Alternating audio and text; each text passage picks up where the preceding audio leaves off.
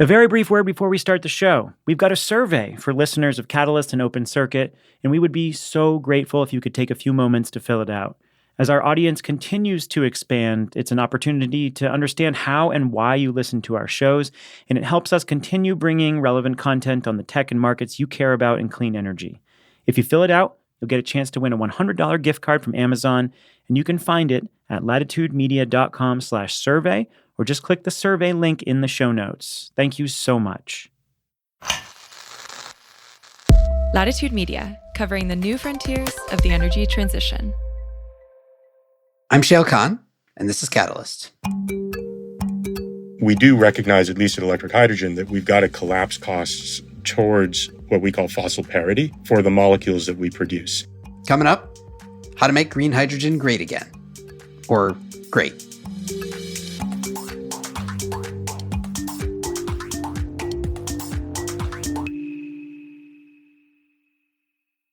The AI boom is here, but the grid wasn't built for it.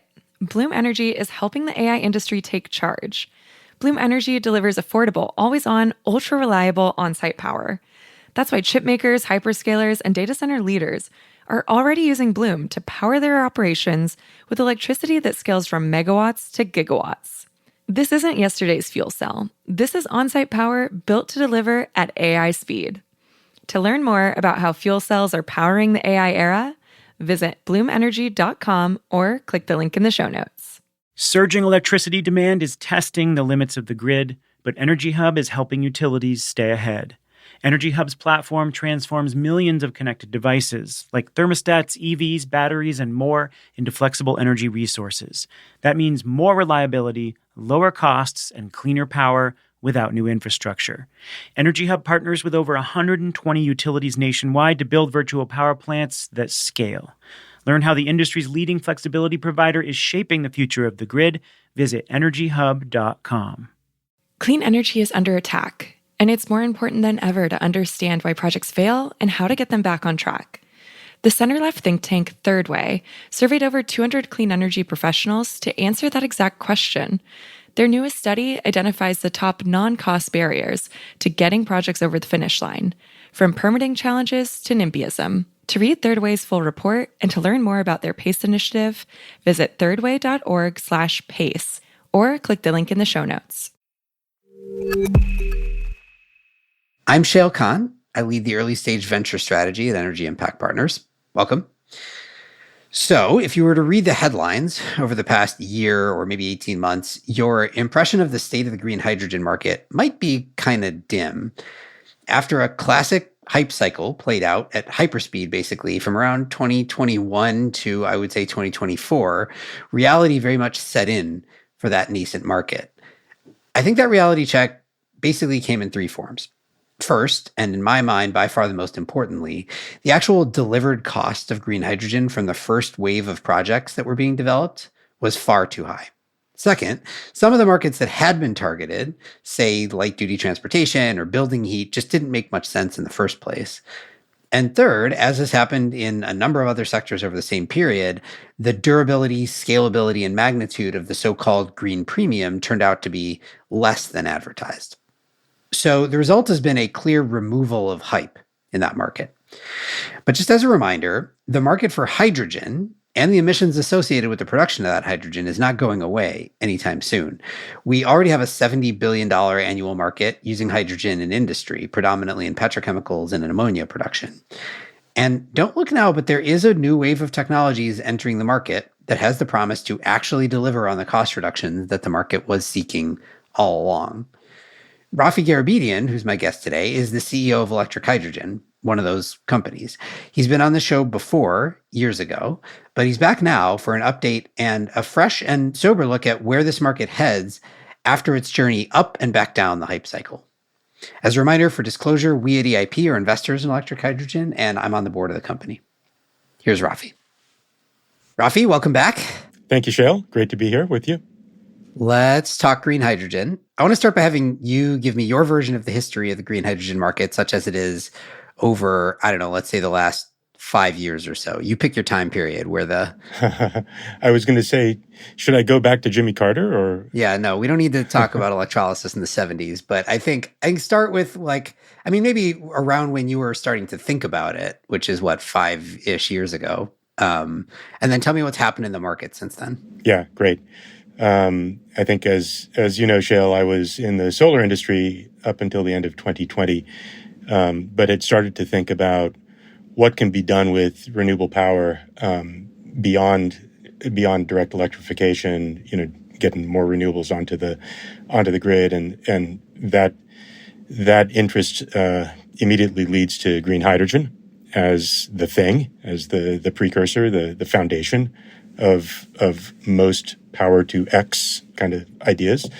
So in late 2020, early 2021, I and my partners here at Electric Hydrogen started to think about how to make green hydrogen cheap. Really kind of approaching the problem from the context of renewable power, where cost reduction, rapid scaling and reduction in cost help to create a robust market for commodity, in that case, electricity. And we thought the same thing should be true in green hydrogen and derivative molecules. So, that was a point in time, early 2021, when there was the inklings of hype around green hydrogen, but hype hadn't really hit us square in the face yet. I think it was more really in 2022, late 21, early 22, when things got really, really active. And in those days, green hydrogen was the solution to every problem everywhere in the world. It was going to change everything. Even at cocktail parties, people who know nothing about energy would say, "Oh, you're in green hydrogen? That's great," which is a sure sign that it's overhyped. The second anybody asks me about something I do at a cocktail party, I know something's gone horribly wrong, generally, which maybe implies something about AI today. But anyway, go on. Yeah, let's not go there. Since then, so green hydrogen went through this just incredible ballooning of the bubble. And I would say since then, the bubble has burst. And, I can't say whether right now we're at the nadir of green hydrogen hype or whether we're starting to come out of it. It feels like we are starting to come out of it now gradually. But those of you who know the Gartner hype cycle know that the climb out of the trough of disillusionment is slow and gradual and long and arduous.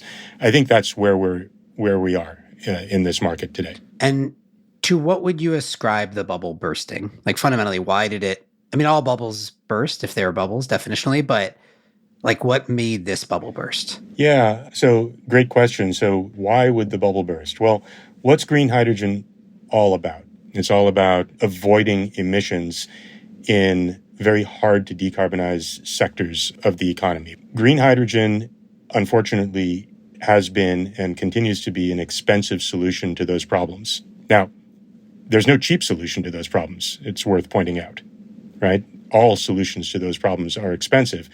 But at the peak of the hype, there was a naive hope that society was willing to pay the difference for deep decarbonization because it had turned into a global priority, right? We had kind of Europe, the US, Asia, every country had a hydrogen strategy. The world's changed dramatically since then. And I think that political climate is resulting in a retraction from commitment to retooling critical industries at some expense for the purpose of decarbonization. Green hydrogen, it is also true, is expensive, and it's been too expensive over the last few years. And it's been too expensive for a couple of reasons. If you look at the cost of making a kilogram of green hydrogen today, let's say in Southern Europe, it might be unsubsidized. It might be maybe $6 US a kilo. I think rough numbers, that might be about right. That can be broken down roughly 50-50 into CapEx and OpEx. OpEx being the cost of the power going into the process to make the hydrogen, and CapEx being the cost of carrying the capital, the cost of building the plant. Right. Now, remember, the power that goes into making green hydrogen is carried out chemically as hydrogen. So it's not lost power. It's power that's being transformed with some inefficiency. It's about 70 to 75% efficient process. So really, it's a combination of those two things. And if we look at, again, what's happened in the last few years, on both of those fronts, we've had bad news. So green power, renewable power prices have gone up in many places in the world, driven by an imbalance in the supply and demand. Right. So green power is much more expensive. And let's now switch to the U.S. and I can give you real numbers. If you look in West Texas, and you were to sign a solar and wind kind of affirmed green power purchase agreement in Texas, in ERCOT territory, 3 years ago, you might have paid $35 a megawatt hour for that product. Today, you're paying $65, maybe more, dollars a megawatt hour. And that's driven by, broadly speaking, increase in electric demand, driven most notably by AI data center demand coming online or planned to be coming online. And we don't just see this in the US, we see this many, many places in the world. We see where there is cheap power, power prices have gone up dramatically, green power prices have gone up dramatically because of new demand from data centers. So that's certainly a headwind for green hydrogen. But then on top of that, you have the CapEx component of the levelized cost of hydrogen. And that's the other half of its cost, which has been extremely high and actually been going up rather than going down. Right? So you'd like to think that as an industry gets its feet under it and starts to scale, starts to get past demo projects and building real scaled projects, costs come down.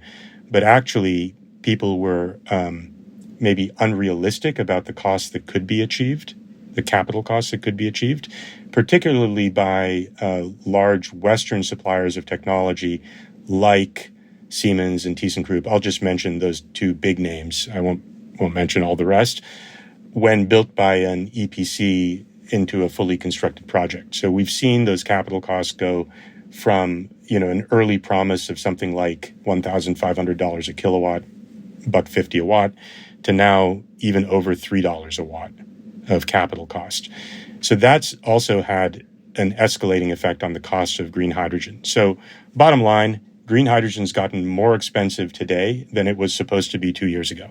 Okay, so I think people understand, although maybe generally don't appreciate the degree to which this electricity supply-demand imbalance has led to higher wholesale power prices in general and prices for renewables. We've talked about that, though, before on this show, and I think generally people understand it. The thing I think people don't really understand is, why is the CapEx for electrolyzer systems, why has it been so high? Can you break it down? What is the cost stack of a traditional electrolyzer project? And then you can briefly talk about what electric hydrogen is doing differently there. But first I want to start with what, $3 a watt, what happened here? Yeah, what happened at $3 a watt? So if you look at the cost stack of a conventional electrolyzer, you're a project developer, let's say in Spain, and you're trying to build a 150 megawatt electrolyzer someplace, right? How are you going to go about doing it? You're going to contract with an EPC. It's an engineer, procure, construct company. You're going to select your technology. Maybe you're going to, I mentioned two names before, so I'll pick one. You're going to maybe select Siemens. That's your technology provider. And you're going to go through what's called a FEED study, which is front-end engineering design. That's where the EPC takes all of the requirements from the equipment supplier, the technology supplier, and figures out how to build that thing on your site, right? The total installed cost is what drives levelized cost of hydrogen. It doesn't matter what the electrolyzer costs per se. It matters what the constructed cost of the plant is. And in a typical project like we're discussing, roughly half of the total installed cost goes to the EPC. What are they doing? They're grading the plot. They're managing stormwater. They're building the building that the electrolyzer is going to go into. They're building the substation. They're sourcing and selecting all of the support equipment, whether it's chillers or air compressors or backup power generators. They're sourcing and designing the control system for the plant. The list goes on and on. Okay. So the EPC has a substantial scope in the project. The electrolyzer supplier, their price might not have gone up. Their price might have been $1,000 a kilowatt, $1 a watt for their scope. What is their scope? It's the stack. Often it's what's called the balance of stack, which is some of the plumbing and support equipment around the stack. And it might or might not include the rectifier, which is the power conversion equipment that takes the AC from the grid and converts it down to the DC power that drives the stack to produce hydrogen.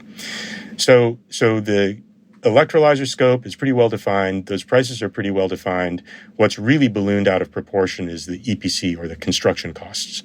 Okay, so how do you solve it? I mean, not just the EPC, but they're tied to each other. Like, what's the solution to the CapEx problem? We could talk about what's the solution to the overall system cost too, but on the CapEx side, how do you get away from this EPC ballooning and drive down the cost of the stack? Because I think you need to. Yeah, and I think it is important to talk about the overall solution cost as well, because they're not necessarily decoupled. But just starting with the capital cost, the secret to it, it's no secret, is to think at the system level holistically, right? So what are all of those costs? Maybe let me back up. When we think about our product and the scope of our product and how we present it into the market, the guiding light for us, the North Star, is levelized cost of hydrogen. So we think about it from the perspective of our customer's project pro forma. And when you look at the problem that way, you very quickly have to accept that the EPC cost must be in scope for your engineering team to try to address. Right? There's just a big chunk of cost that's being thrown to the wind, left to others to contend with. And you could throw your hands up and say, well, yeah, but there's nothing that can be done about that, because construction costs what construction costs. But it turns out that's not really the case. Now, there's a deep technology component to the solution, which is actually, quite simply put, making the electrolyzer as dense as possible. That enables the balance of plant construction to also be quite dense and small, and hence amenable to what's called modularization, which is just the chemical industry's terminology for moving the construction from the field to a factory, where the costs can be well controlled and well managed. That's what we do at Electric Hydrogen. We build a fully modularized plant, which leverages our extremely dense, powerful stack technology to bring a total solution to market that minimizes the EPC's cost and hence minimizes the total installed cost. And by the way, there's some other things that are kind of obvious that need to be done. For example, not having a building, because buildings are very expensive, particularly buildings that house hazardous processes like hydrogen production. There's also the thing about the modularization piece that I want to get more specific about, because people use the term modularization constantly in everything that I spend time on. And in the context of a green hydrogen world, there's sort of an even more extreme version of modularization as well. You could imagine building factory-built small electrolyzer stacks and then numbering up. And so if you want to build a 100 megawatt project, you're going to build 101 megawatt electrolyzer stacks and then put them all in series, basically. That's not what you're talking about, though. You're talking about modularizing something that is still basically at the scale of the chemical industry, right? But is dense enough that it can be built offsite and transported to site. So that is like a key distinction, I think, right? It absolutely is, Shayle. And I'll admit to you that early on in our company's history, we debated and analyzed both approaches, because it is appealing to think you can build in a small package a thing that's, maybe let's call it a 2 megawatt electrolyzer that's completely self-contained and simply focus on cost reduction and automation. Which is that small thing. You said you spent a long time in solar. That's what worked in solar. Yeah. Right. It's super modular. Actually, yeah. It's actually interesting to take that solar analogy further. Actually, if we look at inverters in the solar industry, we've seen both approaches. We've seen large central inverters, and we've seen more recently, like in the last decade, the advent of string inverters for large utility scale systems. And there was a lot of principled debate early on, which one made more sense. And there are good reasons to think string inverters could make a lot of sense in large solar arrays. Turns out not so much. The industry kind of went back to large central inverters as a more effective, cost-effective solution. Not only because the construction costs are lower, but also operation and maintenance complexities are more manageable. You can see the same thing going on in green hydrogen, but it turns out that at least based on our analysis, and I think we're seeing it play out in the industry, the idea of integrating onto a site hundreds and hundreds of very small containerized electrolyzers, it turns out to be quite expensive. And in no small part, it's expensive because it's very hard to drive the cost out of those units, but also because the footprint of the entire plant ends up being quite large, and hence EPC integration costs get large again.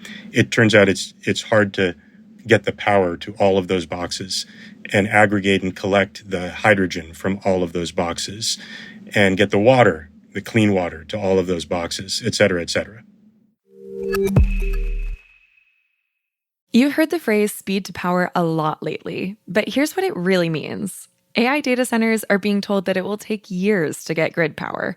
They can't afford to wait, so they're turning to on-site power solutions like Bloom Energy. Bloom can deliver clean, ultra-reliable, affordable power that's always on in as little as 90 days. Bloom's fuel cells offer data centers other important advantages. They adapt to volatile AI workloads, they have an ultra-low emissions profile that usually allows for faster and simpler permitting, and they're cost-effective too. That's why leaders from across the industry trust Bloom to power their data centers. Ready to power your AI future? Visit bloomenergy.com to learn more. The grid wasn't built for what's coming next. Electricity demand is surging from data centers to EVs, and utilities, they need reliable, affordable solutions that don't require building expensive new infrastructure. Energy Hub helps by turning everyday devices like smart thermostats, EVs, home batteries, and more into virtual power plants. These flexible energy resources respond in near real time to grid needs, balancing supply and demand. Plus, they can be deployed in under a year and at 40 to 60% lower cost than traditional infrastructure. That means more reliability, lower costs, cleaner energy. You can't get much better than that. And that is why over 120 utilities across North America trust Energy Hub to manage more than 1.8 million devices. Learn more at energyhub.com or click the link in the show notes. Do you ever wonder why it takes so long to get clean energy projects up and running? Do you have permitting reform on the brain? Are you NEPA reform curious? The new PACE study from Third Way pinpoints the non-cost barriers that stand in the way of clean energy deployment and keep new solar and transmission projects in limbo. They surveyed more than 200 industry professionals to understand what's slowing down deployment and offer practical solutions on how to fix it. To read Third Way's full report and to learn more about the PACE initiative, visit thirdway.org/PACE. Okay, so taking at face value that all the things you're describing as the solution work, I mean, I think it's important for people to have some understanding of where we think costs realistically can and should go then. We've talked about where they have been for the Siemens and ThyssenKrupps of the world in that $3,000 a kilowatt actual delivered CapEx range. What's actually good? What is realistic but good? And then we should talk about what the market looks like for good. Yeah, great. So I'll just give you our numbers. And, I don't know that I've spoken publicly about our prices, but I'm going to here if you're okay with that, Shayle. This is your call. Let's do it. So we're pricing in the European market today with a total installed cost just north of $1,000 a kilowatt. So inclusive of EPC. Inclusive of EPC. That's everything from the substation, the civil works, all of our equipment, the installation and commissioning. It's basically the bill to the project developer for a hydrogen plant. Now, of course, that varies from site to site, but that's rough numbers. That's about where we are. That's somewhere between a half and a third of the competitive benchmark. Really, whether you're comparing to a Chinese electrolyzer built in Europe by an EPC or a European OEM built in Europe by an EPC. By the way, the EPC business is pretty local. Yeah, we should spend a minute on the Chinese thing because that's the other big looming question here. Like, are you going to, the question everyone gets, you get all the time, I'm sure, is are we just going to get a flood of cheap electrolyzers shipped from China? And one, is that going to solve the problem, right? From a societal perspective, are we just going to get cheap electrolyzers like we've gotten cheap solar panels from China? And two, like, what does that mean if you're not a Chinese player in the market? Yeah, let's talk about that. It turns out a large industrial electrolyzer, green hydrogen facility looks more like a, if you just walk up to it, it looks more like a gas generation plant, like a combined cycle plant, than it looks like a solar array. What do I mean by that? I mean, it's a complicated thing. It's got a lot of pipes and valves and stuff going on, which makes it much less amenable to low-cost manufacturing at scale, kind of putting a low-cost product in a box in China and shipping it to someplace and letting someone install it. So it is true that the global market is flooded with really cheap Chinese electrolyzers. These are like 2 megawatt electrolyzers that are the size of a school bus and weigh more than a school bus. And they need to sit in a building and have this like chemical plant wrapped around them to support them and operate them. So the normal approach that China has used in other industries to drive cost out really kind of only addresses the cost of the electrolyzer stack or stack and power conversion. It doesn't address the EPC component of the cost buildup. And so there's a limited opportunity for overall total installed cost reduction, taking that approach. It's real, by the way. We see integrators building or promising to build using Chinese equipment systems in the European market at a total installed cost, right around maybe a little north of $1,500 a kilowatt. So still more expensive than our stuff, but quite a bit cheaper than the name brand European suppliers. So long story short, I don't think the same game that worked in solar works in green hydrogen. Yeah. Okay. So let's talk about what the market then actually looks like here. I mean, we've talked about it's been too expensive. There's multiple components. There's maybe less willingness to pay the premium, or at least there has been. But in your view, okay, if you can sell at $1,000-ish today and drive, and that's, entering the market at $1,000, and presumably we'll be able to drive costs down from there if you're able to scale. What does demand look like? What does it rely upon in terms of policy support? What's your view? Like, what's your thesis of the market here? Yeah, the current market is still policy supported, primarily in Europe. So Europe has, to get a little policy wonky here, Europe has the Renewable Energy Directive 3, RED 3, so-called RED 3.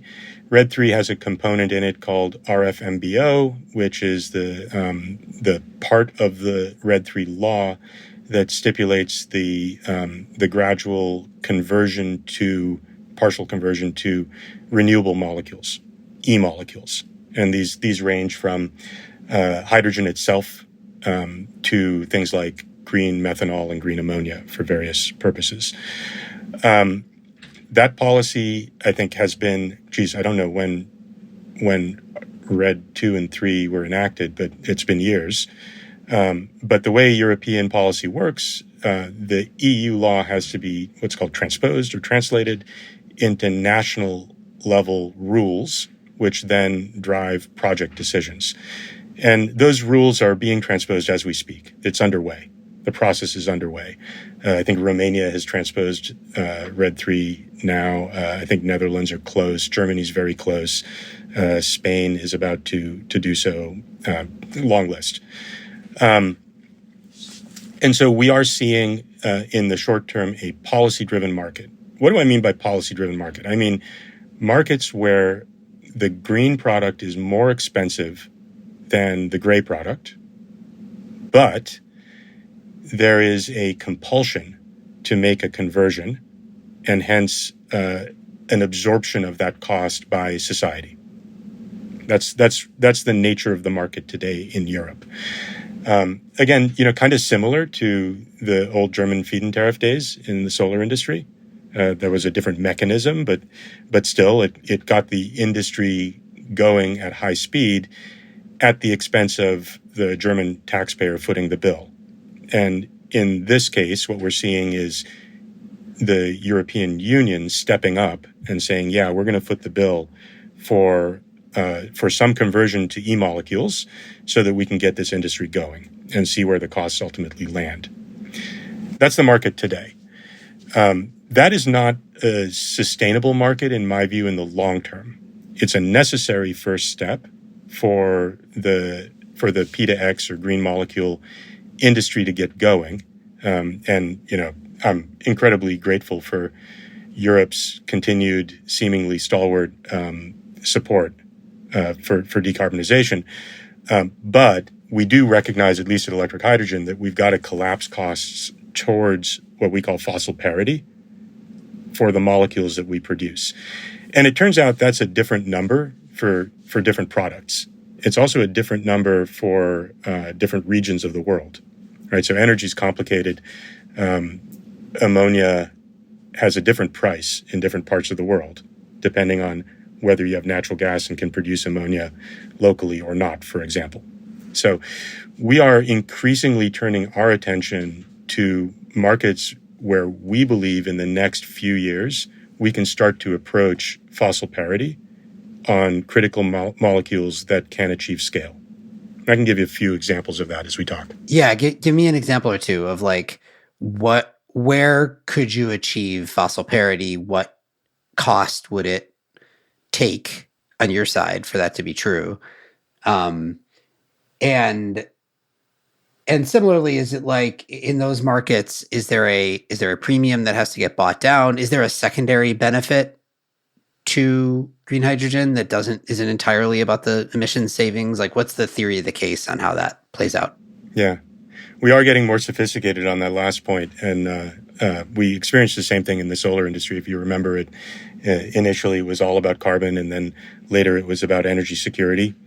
And today it's about both, right? It's about energy security, it's about carbon. It's also about volatility hedging, right? You buy a green PPA, that's a fixed price for 10 or 20 years.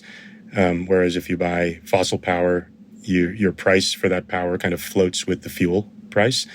So there's various values that can be derived from conversion to renewables that are independent of the carbon footprint of the renewables. And we're starting to see the same kind of more sophisticated point of view on the market emerging in e-molecules.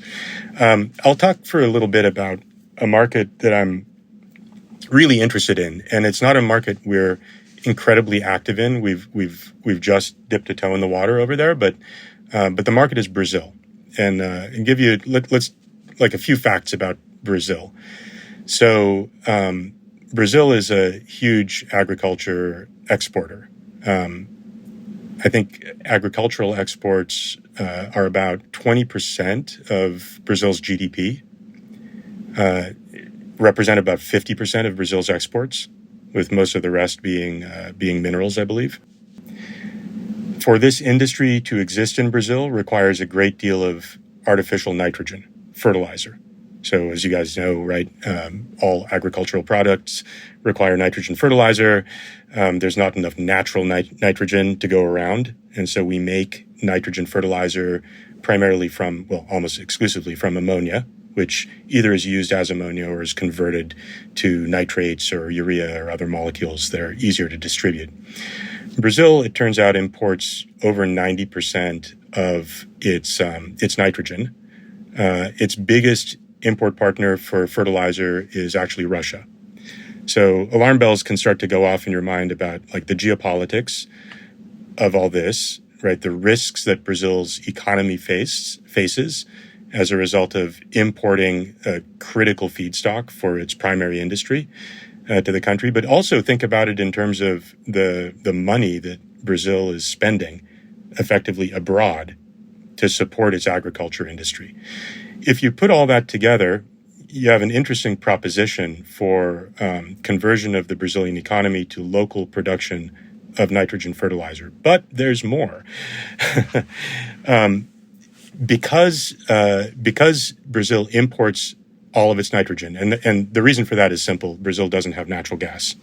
So they can't produce fertilizer the old-fashioned way by cracking natural gas and running it through the Haber-Bosch process. Because Brazil imports all of its fertilizer, the price of that fertilizer is relatively high due to the logistics costs of moving ammonia. Now, today, fertilizer coming into Brazil might be $450 or $475 a ton. But if you look back 10 years, the 10-year average is around $600 a ton. And that, you can go 20 years back, it's about the same number, right? It's a very volatile commodity that's not typically bought on long-term contracts. It's traded in the market. It goes up and down and up and down. So if we use that $600 a ton benchmark as the bogey for what I'll call fossil parity ammonia in Brazil, the billion-dollar question is, can we achieve that using electric hydrogen's kit, green hydrogen production, to produce e-ammonia? And the answer turns out to be, yeah, we think we can. So we've done a lot of analysis on this particular market case. There's another really kind of positive fact pattern about Brazil. It has a great deal of hydropower and is increasingly installing more and more solar and wind. The result of this is Brazil's grid is around 90% green already, and power prices, at least away from the coastal economic centers, are quite low, $30 to $35 a megawatt hour. That in and of itself allows us to make on the order of $700 to $750 a ton ammonia today with our equipment, which is not quite fossil parity, but not a huge stretch from it. And with the other benefits to Brazil's economy and resiliency from onshoring the production of fertilizer, we think there's a strong business case for Brazil as a country to start to build out local ammonia production. Now, if you take our technology roadmap a little further out, and you think about scale and also improvements we have coming in our technology, along with what we expect to see in terms of continued cost reduction in wind and solar, we think we can get to actually cheaper than fossil hydrogen around the beginning of the next decade, so in the early 2030s. That's a pretty compelling case. That's a market where we think we can be cheaper than the fossil alternative for a critical piece of Brazil's economy. That's the kind of market I get really excited about because, now we're not talking about a solution that's better because it's green. We're talking about a solution where green is the icing on the cake, not the whole cake. I think you said that, Shayle. I think that's it's a short description of like where I think the world is at. Not the world, but at least the US is at the moment, which is like, if you're going to be green, it's often insufficient to be green. You want green to be the icing, not the cake itself. And you got to have some other benefits. It's not universally true, but it's more true today than it was 2 years ago. I think it's pretty close to universally true today, with the possible exception being China. Yeah, I mean, in China, things, right, various things don't hold in China that hold other places. That one probably among them. I guess I want to wrap up then with so that's I think a compelling promised land of let's remind ourselves that the goal of getting this market, the green hydrogen market, off the ground is to replicate a version of what we've already seen in solar, which is get it to scale, get it down the cost curve, get it so that it is cost competitive. And so you're painting the picture of where it actually can be cost competitive straight up without a premium, and carry all these side benefits. What does it look like to get from here to there? This is my final question for you. So paint, we started with the picture of the last 5 years. What does the next 5 or 10 years have to look like? So I think the next 5 years looks like very, very tactical kind of one-off projects that are policy-driven in places like Europe that have the policy frameworks in place or emerging to motivate consumption of these molecules. And we're seeing that, and we're very engaged in that market. That process will get us to scale where we can start to deploy in markets like I described around Brazil, but there are other similar markets. India is a great example of another very similar market with similar fact patterns, where we think we can actually solve not just an economic problem, but a host of other problems that are geopolitical in nature. Why do you retain optimism about this market? Like, bring me into your head and explain to me why you're excited about the future in this market, despite that. Yeah, I mean, two things. Both of them long-term, actually. I think the short-term is a slog, but really two things. So thing one, I see a clear path to parity with fossil equivalent molecules in a number of industries and a number of places in the world that has me really excited. Right. So really it's all about getting to subsidy-free economics. And when you get to that, the market is insatiable for a product like ours. So that gets me very excited. And the other thing that gets me excited is my kids. Honestly, again, I have kids in their 20s, and I know how they think about the problem of climate and energy. And they give me optimism that the situation we're in right now, it's a cycle. But if I look out, 5 years out and think on a 10-year horizon, we are as a society going to implement innovations to fix the problem. All right, Raffi, as always, appreciate the conversation and the candor and the optimism. And we'll check back in once we've got a bunch of these multi-100 megawatt, actually cheap green hydrogen plants up and running and see where we are on the cost curve. Well, Shayle, we're building our first one in West Texas today, and it's going extremely well. So I'm looking forward to showing that off to you when it's up and running. Raffi Garabedian is the co-founder and CEO of Electric Hydrogen. This show is a production of Latitude Media. You can head over to latitudemedia.com for links to today's topics. Latitude is supported by Prelude Ventures. This episode was produced by Daniel Waldorf. Mixing and theme song by Sean Marquand. Stephen Lacey is our executive editor. I'm Shayle Khan, and this is Catalyst.